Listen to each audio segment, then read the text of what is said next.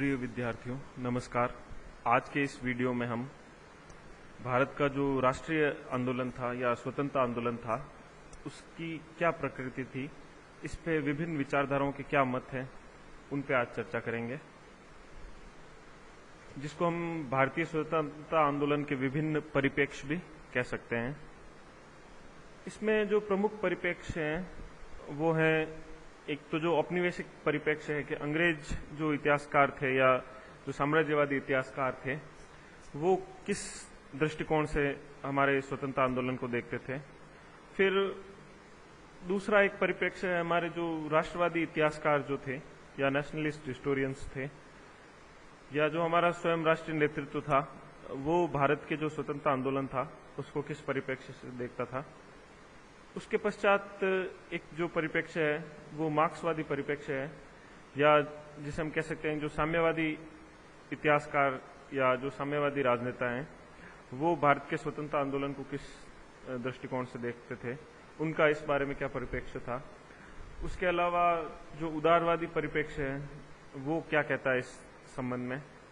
एक जो हमारे दलित जो राजनेता थे उनका क्या परिप्रेक्ष्य था इस संबंध में, या जो दलित विचारक थे उनमें से दलित नेतृत्व था उसका इस बारे में क्या विचार था हमारे जो राष्ट्रीय स्वतंत्रता आंदोलन था उसके संबंध में।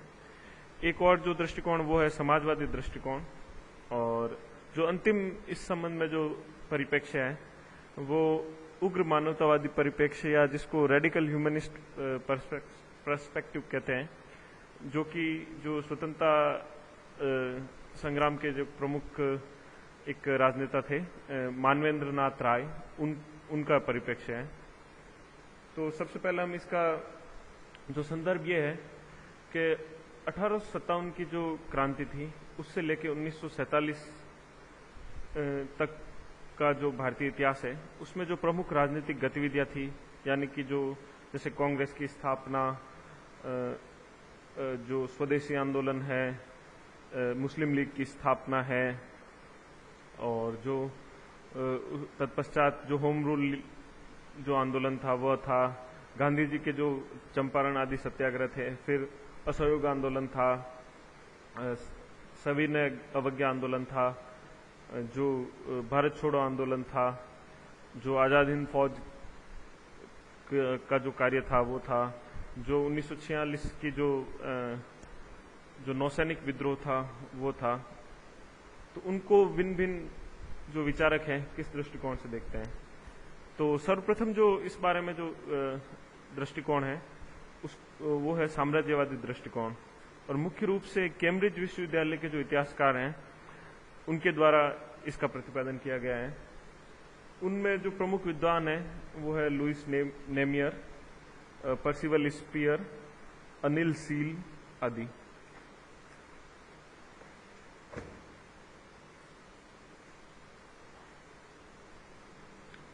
इसके साथ ही ये तो जो प्रमुख इतिहासकार थे इस दृष्टिकोण के, इसके अलावा जो प्रमुख औपनिवेशिक जो प्रशासक थे वो थे जैसे Lord Curzon Dufferin, Herbert Risley.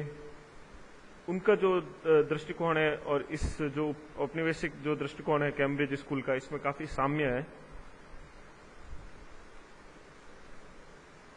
उनका ये मानना था कि भारत जो शब्द है वो केवल एक भौगोलिक अभिव्यक्ति मात्र है, यानी इस नाम का ये जो इस पूरा दक्षिण एशिया जो या भारतीय उपमहाद्वीप है, इस समग्र क्षेत्र को केवल एक भौगोलिक रूप से एक अभिव्यक्ति है, एक शब्द है, और जबकि यहाँ की जो आम जनता है उसमें जो भावनात्मक जो आपस में भावनात्मक लगाव या जो एकता की भावना है उसका सर्वथा अभाव है।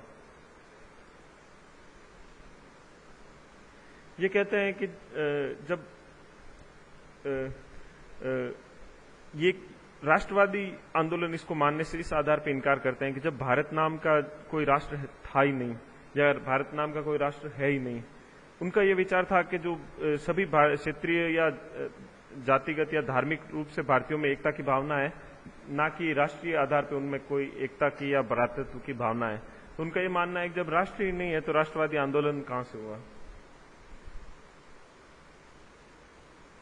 उनकी नज़रों में ये केवल सांप्रदायिक आंदोलन था, यानी सभी प्रमुख जो नृजातीय समूह थे वो सभी स्वयं अपने अपने हितों की पूर्ति में लगे हुए थे और उन्हीं इसी से उनकी जो सारी राजनीतिक गतिविधियां है वो स्वहित की प्रेरणा से ही, भावना से ही प्रेरित थी। वो जो तात्कालिक जो नेता थे उनको राष्ट्रीय नेता मानने से इनकार करते हैं। उनकी नज़रों में वो अपने अपने जो संप्रदाय या नृजातीयताएं हैं उन्हीं के वो नेता थे।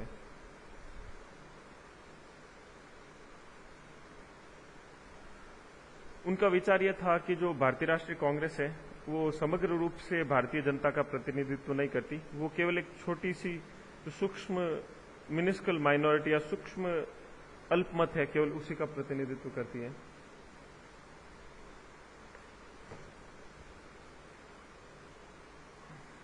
उनके नजर में जो राष्ट्रीय आंदोलन के जो नेता थे वो केवल सत्ता और धन की लालसा में ही इस कार्य में लगे हुए थे। कोई महान राजनीतिक आदर्श उनके जो कार्यों में दृष्टिगत नहीं होता। वो ये कहते हैं कि चूंकि ये पूरा भारतीय राष्ट्रीय आंदोलन जिसको कहा जाता था तथाकथित भारतीय राष्ट्रीय आंदोलन, यह एक सांप्रदायिक आंदोलन था और इसमें जो शामिल जो समूह या राजनीतिक दल थे वो सभी स्वयं की हितों की पूर्ति में लगे हुए थे। इसी का परिणाम था कि पाकिस्तान का सृजन हुआ। वो ये कहते हैं कि जो वर्तमान भारतीय राजनीति है वो भी उसी समय की राजनीति का दर्पण है। तो चूंकि उनका ये मानना है कि वर्तमान में भी भारतीय जो राजनीति है सांप्रदायिकता, जातिवाद, क्षेत्रीयता इन्हीं से संचालित है, अतः राष्ट्रीय आंदोलन में भी यही कुछ इसी प्रकार की राजनीतिक गतिविधियां शामिल थी।